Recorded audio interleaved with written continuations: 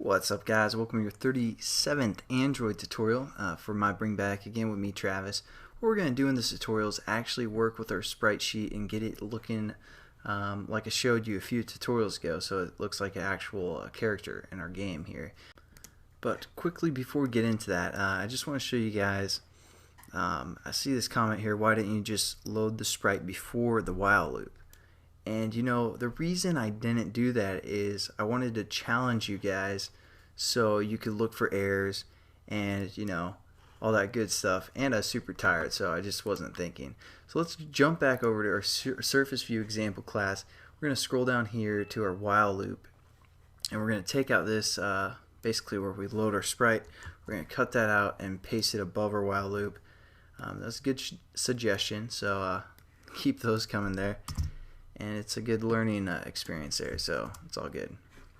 So now when we save our project, we should run it. It gets the same thing that we had in the last tutorial, something like that. Now what we want to do is we want to actually divide out this sprite sheet in how many columns and in how many rows, so we can get a chunk of the sprite sheet, and that's what we're going to display on our screen. So let's just jump over to our sprite class here, and the first thing that we're going to do is we're going to add some new variables. They're going to be int variables, so we're going to, you know, just type out int, and this is going to be the current frame that we're working with. Something like that. We're going to set equal to be 0. And I'll explain what these do once we, you know, get further within the tutorial, but as for now, I just want you guys to set up the variable names. The other thing that we're going to do is we're going to set up the direction. So we're going to say int direction. We're going to set this equal to be 0 as well to start out with. So there we go, we have our two new variables that we need for this tutorial. And then what we're going to do is I'm going to pull up this emulator here real quick. I just want to show you guys that we have 4 rows and we also have 4 columns, as you can see here. So what we're going to do is, again, when our sprite's created, we get a bitmap passed in, and we take the height variable set equal to the bitmap's height. Again, that's the whole spreadsheet. But what we want to actually do is divide the height by 4, because again we have 4 rows.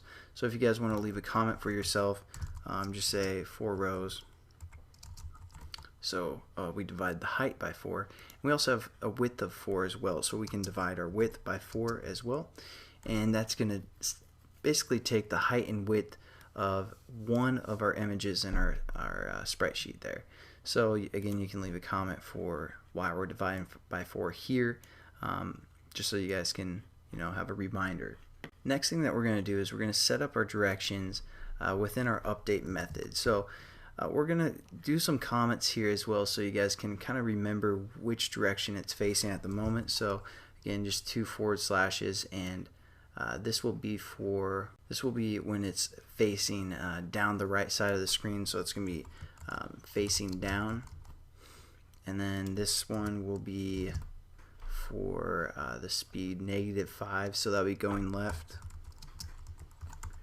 This one will be for the speed -y, so that's going to be going up this screen. And lastly, we're going to be facing to the right. So now what we're going to do is we're going to take our let me see if I can pull this up. We're going to take our sprite sheet here, and as you can see, we have 4 rows. One is facing up, and this will be row 0, and then we have one facing down, that is row 1, one facing to the left, that's row 3, and one facing to the right, I'm sorry, that's row 2, and then the one facing to the right is row 3. So again, you guys can leave a comment up here as well if you want to remember. Basically 0 is equal to up, 1 is equal to, what was that, down, 2 is equal to left, and 3 is equal to right. And now what we're going to do is we're going to set our direction equal to those values. So when it's facing down, we want to set our direction equal to 1, as you can see by our comments up here. And we're going to just do the same thing for all of these as well. So when it's going left, we're going to set our direction equal to our left value, which is row 2. So we're just going to set equal to 2. again, when it's facing up, we're going to set the row equal to be 0, or the direction equal to be 0 because it's at row 0. And also, lastly, direction is equal to 3. So now let's just take a quick break and see what it looks like. So I ran on the emulator and we get something like this. As you can see, it's not animated, but we have cut out one section of our whole sprite sheet and it's just staying on that section, and we get something like this. So now let's just look through our code and see why that's happening. Basically, it's just happening because we've divided our width and height by 4. What we've done is we've taken our sprite sheet, we've divided it by 4, so our width now is 1/4 of our whole sprite sheet. So basically it's only this section here, and then same with our height, so it's only getting this top left corner here. And then the reason it's painting that section is, again, when we called our draw method down here, we have the rectangle from 0, 0 to the width and to the height, so it's basically, again, cutting out that section of our sprite sheet, and that's what it's drawing as well. Basically, we start at the position where it's currently at on our animation, or where it's at on our path around the perimeter of the emulator, and then we're drawing again to the width and to the height. So again, that's just going to be 32 pixels to the right and 32 pixels down. That's what we're scaling it as. So again, we haven't really scaled our size according to the sprite sheet, but we're keeping the same size as it would be on our sprite sheet. So again, if we wanted our character to be twice as big on the screen, we could say 64 here and 64 here as well. But we want to kind of keep it the same as what our sprite sheet has, so we're just going to keep it at 32, or just say width. So there we go. That's just kind of a quick view of what we've done so far. Now, basically all we're going to do for the rest of this tutorial is try and get it to the next row, so it's facing down, and then in the next tutorial we'll get it going through the row. Hopefully that makes sense. So again, how we do that is we need to cut out a different section, a different height and width. So what we're going to do is we're going to just change the y value. What we're going to do is we're going to create a new int value, and we're going to call this source y. We're going to set this equal to our direction times our height. So what that's going to do is, if it's facing up, it's going to be at position or direction 0 times the height, which is 32, so it's going to start at 0, which again, our bitmap, as you can see here, if the direction again was facing up, it's in row 0, so it's going to take 0 times the height, which is 32, and it's going to start it again at the position y equals 0.